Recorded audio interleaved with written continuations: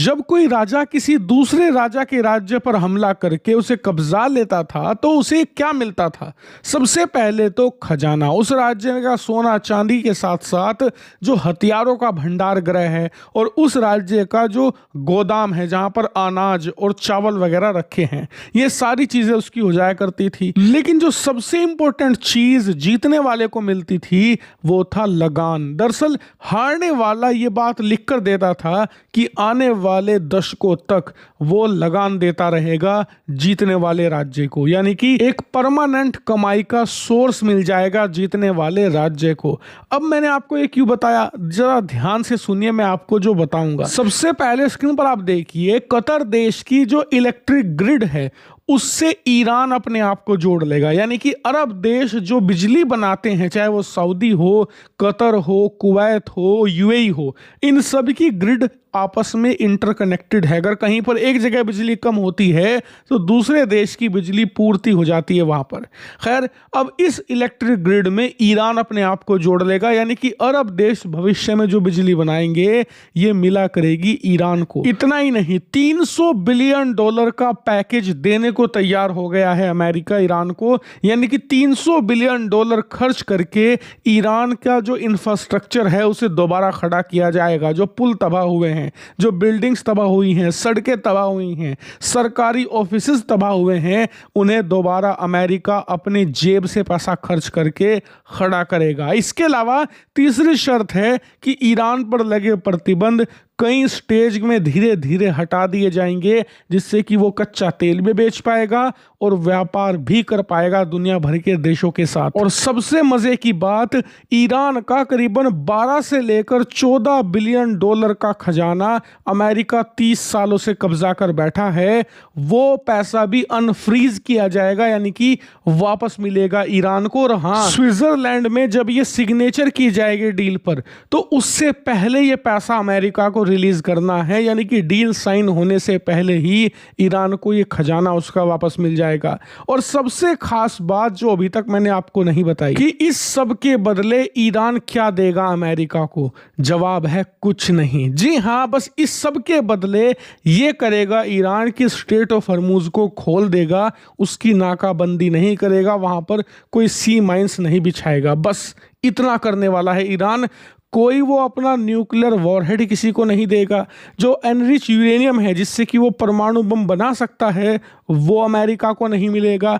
इस बात की गारंटी भी ईरान नहीं देगा कि फ्यूचर में वो और यूरेनियम को एनरिच नहीं करेगा या इससे परमाणु बम नहीं बनाएगा, ऐसी कोई गारंटी नहीं दी जाएगी। इसके अलावा अमेरिका की जो शर्त रही है सबसे बड़ी कि जी अमेरिका के ट्रूप्स, अमेरिका के फौजी ईरान में तैनात रहेंगे और इस बात को देखेंगे कि एनरिच यूरेनियम से कहीं ईरान परमाणु बम ना बना ले, इस शर्त पर भी कोई हामी नहीं भरी गई है। यानी कि ईरान प्रैक्टिकली कुछ नहीं देगा, बदले में अमेरिका और अरब देशों से सब कुछ लेने वाला है। लेकिन सबसे बड़ी जीत ईरान की ये है कि अमेरिका राजी हो गया है हर फ्रंट पर युद्ध रोकने को, और इस बात का सबूत डोनाल्ड ट्रंप के बयान खुद दे रहे हैं। आप स्क्रीन पर देखिए, डोनाल्ड ट्रंप पिछले 2 दिनों से इजराइल और उनके प्रधानमंत्री नेतन्याहू को गालियां बक रहे हैं, ओपनली कह रहे हैं कि तुम युद्ध को फिर से शुरू करवा कर मानोगे, लेबनान में जो कर रहे हो इसे बंद करो, तुम बेवकूफ हो, इस तरीके के शब्दों के इस्तेमाल कर रहे हैं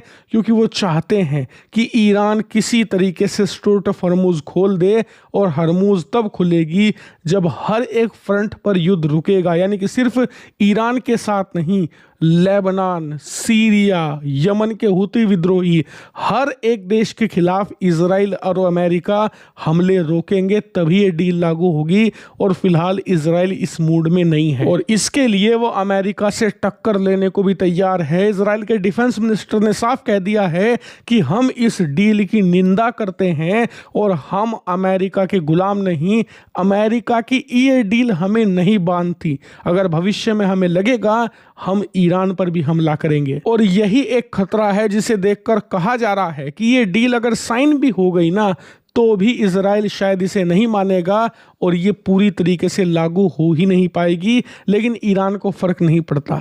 ईरान को मिलने वाला है मोटा पैसा। वो चाहेगा कि ये डील बस कुछ हफ्तों तक भी अगर टिक गई तो आराम से उसे जो उसका फ्रोजन एसेट है, यानी कि जो 12 से लेकर 14 बिलियन डॉलर है, वो तो कम से कम मिल ही जाएगा।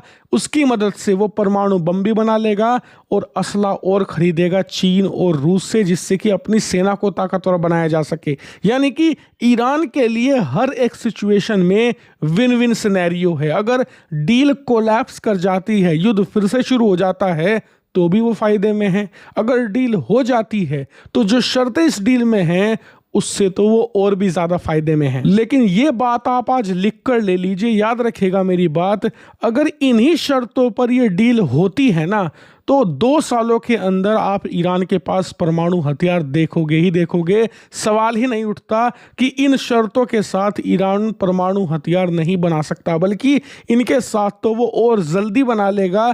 इसीलिए डोनाल्ड ट्रंप इस समय जो कर रहे हैं वो किसी डिजास्टर क्लास से कम नहीं है। और यकीन मानिए इसका भुगतान तमाम अरब देश भुगतेंगे। जितने भी अरब देश हैं ना, सबकी लंका लगने वाली है।